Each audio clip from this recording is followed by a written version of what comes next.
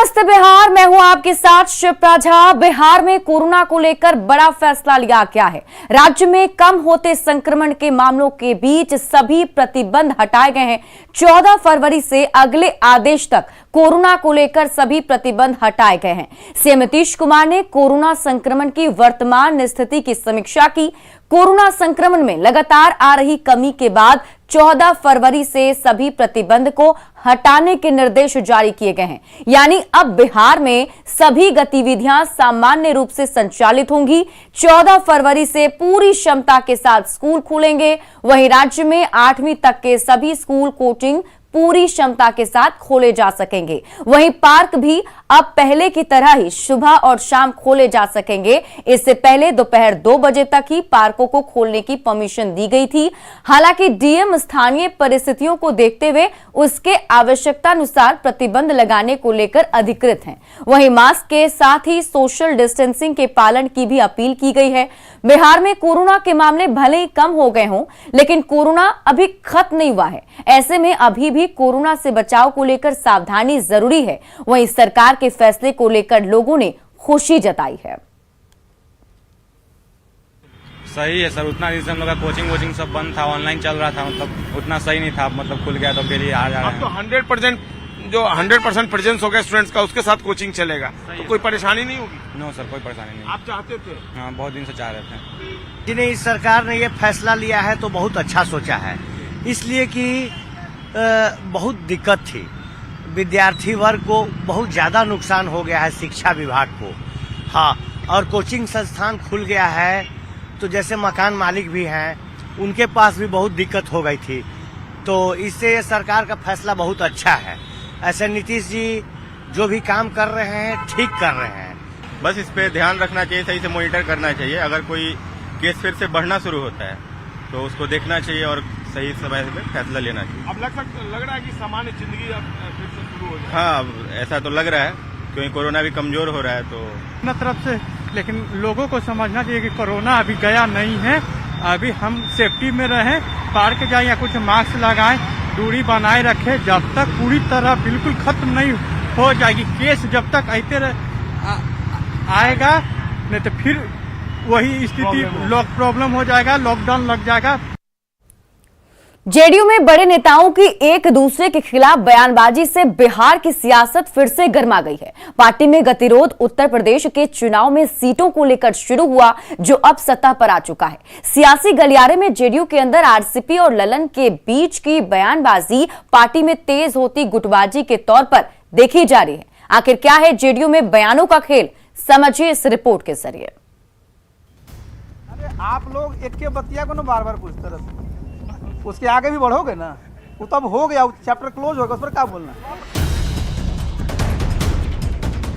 JDU नेता और केंद्रीय मंत्री आरसीपी सिंह किस बात का चैप्टर क्लोज बता रहे हैं, तो जरा जान लीजिए।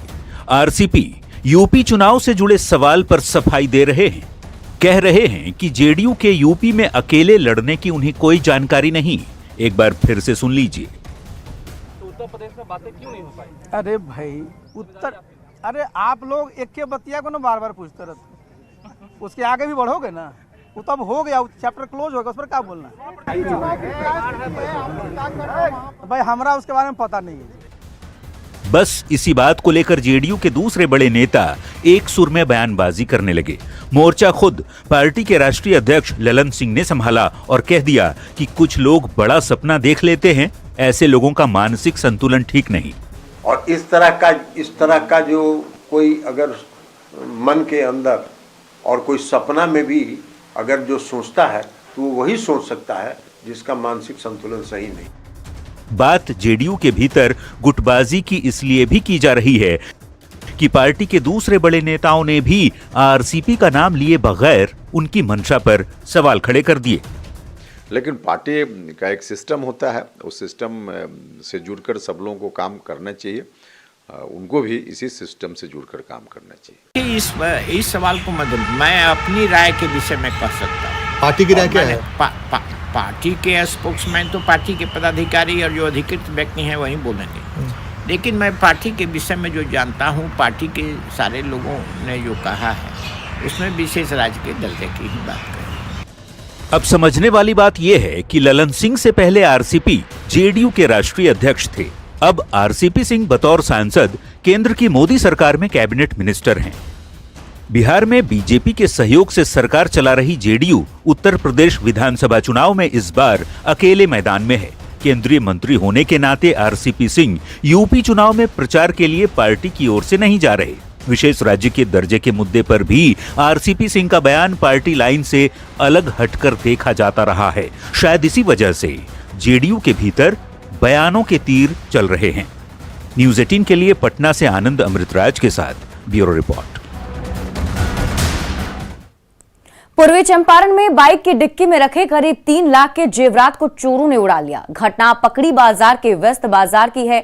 अपराधियों ने ज्वेलरी दुकान के बाहर कचरा फेंक दिया था। दुकान खोलने आए दुकानदार ने जैसे ही कचरा देखा, वो दुकान खोलने से पहले बाहर फेंके कचरे को साफ करने लगा। इसी बीच बाइक की डिक्की पर रखे जेवरात के झोले को लेकर अपराधी फरार हो गए। पूरी घटना सीसीटीवी में कैद हो गई। पुलिस अब सीसीटीवी फुटेज के आधार पर अपराधियों की गिरफ्तारी में जुट गई है।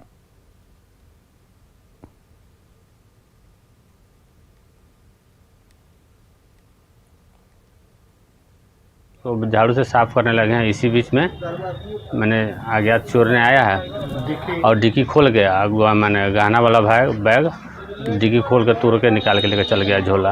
आप आए हैं तो उसके पहले आपके दुकान के सामने क्या क्या फेंका हुआ मिला? तो दुकान के सामने कचरा फेंका हुआ था, जैसे मछली का चोइटा हुआ, ये लाट पेचोनी नहीं होता है वो सब, गंदा की तरह सा सामान बिखरा हुआ चारों तरफ था, तो उसको लगे हम धोने। भागलपुर के नगच्छिया में अपराधियों ने किसान को गोली मार दी। अपराधी घोड़े पर सवार होकर आए थे। घटना बिहपुर थाना क्षेत्र की बताई जा रही है, जहां पर अपराधियों ने कन्हैया चौधरी को गोली मार दी। घटना के बाद गुस्साए लोगों ने आरोपी कन्हैया की जमकर पिटाई कर दी और बाद में पुलिस के हवाले कर दिया। वहीं किसान की हालत गंभीर बनी हुई है।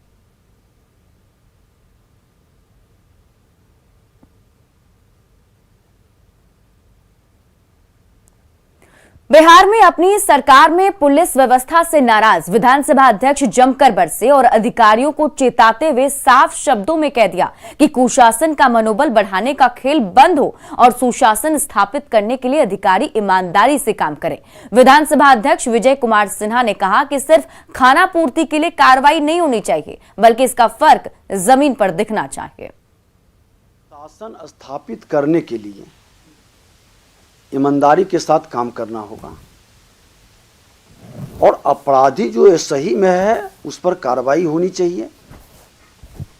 खाना पूर्ति नहीं होनी चाहिए और खाना पूर्ति के नाम पर कुशासन लाने का और दुशासन के मनोबल को बढ़ाने का ये खेल अब बंद होनी चाहिए। ये खेल कतई स्वीकार नहीं है। इस खेल में जो संलिप्त हैं, जो कमजोर कड़ी हैं, वो इससे लोगों को चिन्हित कर करके सरकार कार्रवाई करे। मधुबनी के जयनगर में कमला बराज का निर्माण कार्य जोर शोर से शुरू हो गया है। बताया जा रहा है कि करीब 400 करोड़ की लागत वाले इस प्रोजेक्ट का निर्माण पूरा होने के बाद मिथिलांचल और बाढ़ में सुखाड़ की समस्या का बहुत हद तक स्थायी समाधान हो जाएगा।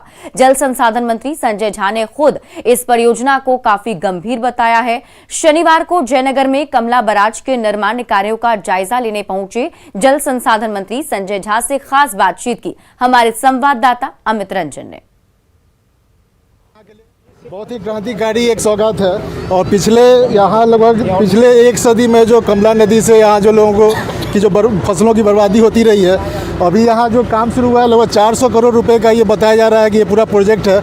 और जल संसाधन मंत्री खुद अभी यहाँ जयनगर में जो निर्माण स्थल है वहाँ पहुँचे हैं संजय झा, और आइए जानते हैं कि ये जो मिथिला को सौगात मिली है और यहाँ जो काम से शुरू हुआ है। सर, ये जैसे बताया जा रहा है कि ये मिथिलांचल के लिए मतलब एक क्रांतिकारी सौगात कहा जा सकता है। और बिल्कुल खुद मुख्यमंत्री आ करके इस काम को शुरू किए थे, पीछे जयनगर आ करके स्पॉट पे आ करके देखे थे, डिटेल उनको डिपार्टमेंट के लोगों ने ब्रीफ किया था जो क्या बनेगा।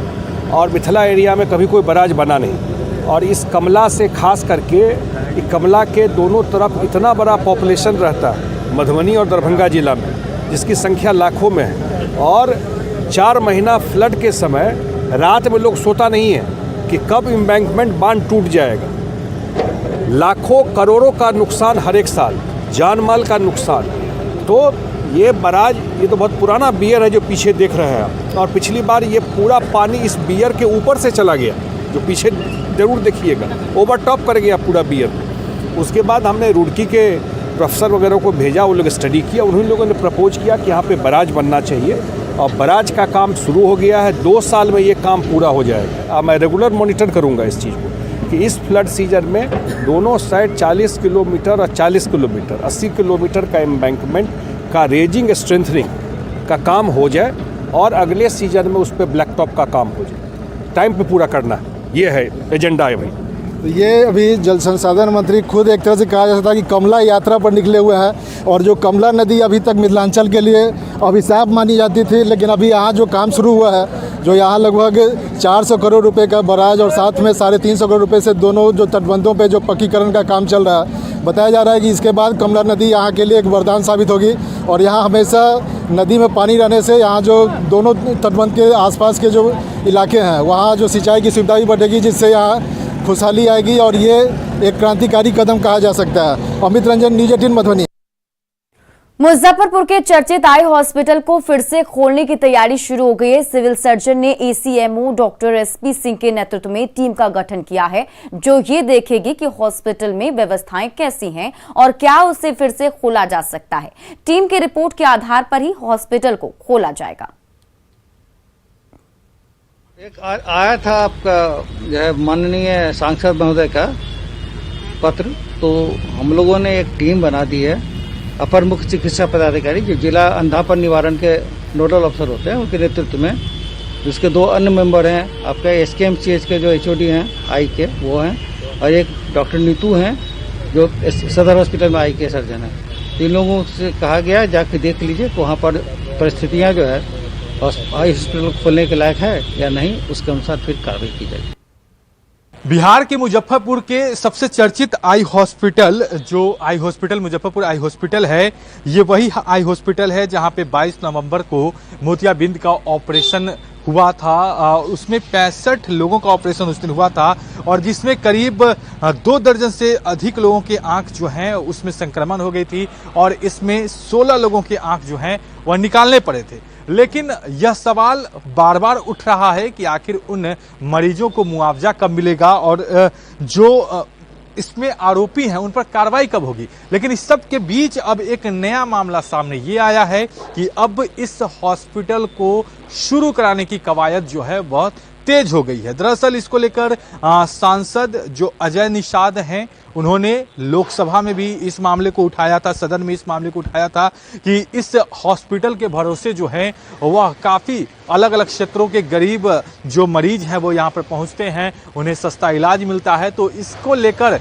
इस अस्पताल को खोल दिया जाए। लेकिन अब यह एक बड़ा सवाल है कि आखिर जो बार बार लापरवाही का आरोप लग रहा था, बार बार ये सवाल उठाए जा रहे थे कि इस अस्पताल में लापरवाही बरती गई थी, और जो इन्फेक्शन का मामला आया था, डॉक्टरों के मामले को लेकर भी कहा गया था कि जो गाइडलाइन है उस गाइडलाइन का पालन नहीं करके एक साथ इतने लोगों का ऑपरेशन किया गया था, जिसकी वजह से संक्रमण हुआ था। हालांकि उसमें 2 बैक्टीरिया की बात सामने आई थी, लेकिन अब ये बड़ा सवाल उठने लगा है कि एक तरफ जहां लगातार जो पीड़ित मरीज थे जिनकी आंखें निकालनी पड़ी थी, वो मरीज मुआवजे की मांग कर रहे हैं, वो मरीज जो हैं आंख लगवाने की मांग कर रहे हैं। लेकिन इस सब के बीच जो है अब यह एक नया आदेश आया है कि अब इस अस्पताल को खोला जा सकता है।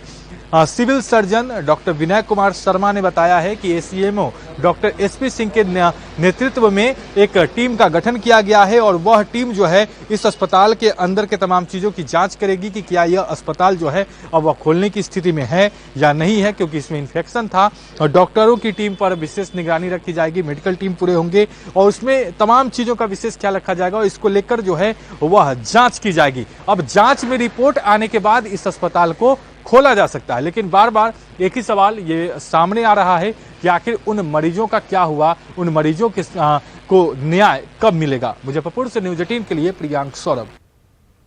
बिहार के लाल और विकेटकीपर बल्लेबाज ईशान किशन मौजूदा आईपीएल सीजन के सबसे महंगे खिलाड़ी बन गए हैं। उन्हें मुंबई इंडियंस ने 15 करोड़ से अधिक रुपए में खरीदा है।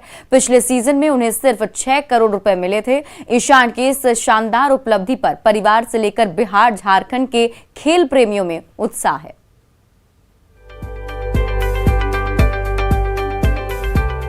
आईपीएल के 15वें सीजन की नीलामी में बिहार के लाल ईशान किशन छा गए हैं।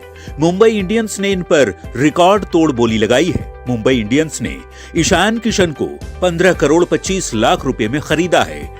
इस तरह आईपीएल ऑक्शन के इतिहास में वे दूसरे सबसे महंगे भारतीय खिलाड़ी बन गए हैं। इससे पहले युवराज सिंह को 2015 की नीलामी में दिल्ली डेयरडेविल्स ने सबसे ज्यादा 16 करोड़ रुपए की बोली लगाकर खरीदा था।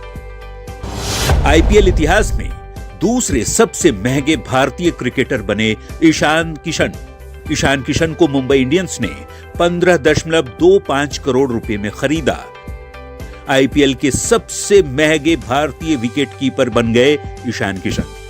आईपीएल ऑक्शन में बिहार की ईशान की उपलब्धि से उनके माता पिता बेहद खुश हैं। न्यूज 18 के कैमरे पर अपने लाल की धमक छिपाए नहीं छिप रही।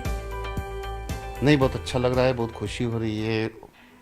और सबसे बड़ी बात इस चीज़ की खुशी है कि टीम ने इतना भरोसा किया कि वो लोग ऑल आउट गए और इतनी भारी रकम देकर के उन्होंने ईशान को रिटेन किया अपने पास। इस चीज़ की बहुत खुशी है। एक माँ के लिए मुझे नहीं लगता कि इससे बढ़कर और खुशी की बात होगी। नहीं, कुछ नहीं। बच्चा इतना ग्रो कर रहा है, इससे बड़ी खुशी और कुछ नहीं हो सकती। बहुत अच्छा लग रहा है, बहुत बहुत बहुत अच्छा लग रहा है। घरेलू क्रिकेट में झारखंड की ओर से खेलने वाले इस युवा क्रिकेटर की आईपीएल में शानदार बोली लगने पर रांची में भी ईशान के दोस्त बेहद उत्साहित हैं। यहां हरमू के एक क्रिकेट अकादमी से ईशान का विशेष जुड़ाव रहा है। जब भी वो रांची पहुंचते हैं, इस अकादमी में जरूर आते हैं। इससे ज्यादा खुशी की बात नहीं है। सुबह से हम लोग वेट कर रहे थे कब उसका नंबर आए ऑक्शन और टेबल पे, और जब बोली लग रही थी तो अंदर से जो एक अलग फीलिंग है उसको हम बयान नहीं कर सकते आपके सामने। और ढेर सारी बधाई हो मुंबई इंडियंस ने फिर से एक बार उन पर भरोसा दिखाया है। हाँ, वो जब भी हमारे बीच आते हैं तो अपना जो ऊंचा लेवल का एक्सपीरियंस होता है, जो एक प्लेयर को मोटिवेट करता है आगे के लिए, वो चीज़ हमें बताते हैं, हमें आगे के लिए प्रोत्साहित करते हैं। उनका बहुत सी ऐसी बात है जो खेल विभाग के लिए, खेल में आगे बढ़ने के लिए और आगे तरक्की जाने के लिए जो मेहनत है, जो डेडिकेशन है, वो अच्छे तरीके से समझाते हैं। ईशान किशन के बारे में भी जान लीजिए। बाएं हाथ के बल्लेबाज और विकेट कीपर हैं ईशान किशन। घरेलू क्रिकेट में झारखंड के लिए खेलते हैं। 2016 अंडर 19 क्रिकेट विश्व कप के कप्तान भी रहे हैं। श्रीलंका के खिलाफ वनडे मैच में डेब्यू किया था। ईशान ने भारत के लिए 3 वनडे मैच खेले हैं। ईशान किशन 5 T20 मैच भी खेल चुके हैं। जाहिर तौर पर ईशान किशन की शानदार उपलब्धि पर बिहार से लेकर झारखंड के खेल प्रेमियों में बेहद उत्साह है। हम भी ईशान के उज्जवल भविष्य की कामना करते हैं। न्यूज 18 के लिए रांची से ओम प्रकाश और पटना से संजय कुमार के साथ ब्यूरो रिपोर्ट। आईपीएल में दूसरे सबसे महंगे भारतीय खिलाड़ी बनने के बाद ईशान किशन को पूर्व क्रिकेटर अमीरकर दयाल ने बधाई दी है। पटना में अमीरकर दयाल ने कहा कि बिहार के और भी क्रिकेटर गए हैं, जिससे दूसरे राज्यों की तरह बिहार के और भी खिलाड़ियों को मौका मिल सकता है। लेकिन अमीरकर दयाल बिहार में क्रिकेट की बदहाली से दुखी भी हैं। 6 साल के जब उम्र से, तो मुझे तो ज्यादा खुशी किसी को नहीं होगी। और ये बिहार के लिए क्या, इंडिया के लिए भी आज के दिन में आप इंडिया के लिए बहुत बड़ी बात। लेकिन जो बिहार के 6 बच्चे गए हैं, हमारे और भी बच्चे जा सकते थे। कई स्टेट है जहाँ पे 20 बच्चे गए। तो हम तो चाहेंगे, हमारे बहुत टैलेंटेड बच्चे हैं जो मिस कर गए हैं, उनका जब वो जाते तो शायद और भी बच्चे आईपीएल के मेन टीम में हो सकते थे। तो ये दुर्भाग्य बिहार का। बिहार को इस पर काम करना होगा, यहाँ के क्रिकेट एसोसिएशन को इस पर मेहनत करना होगा और ईमानदारी से मेहनत करना होगा।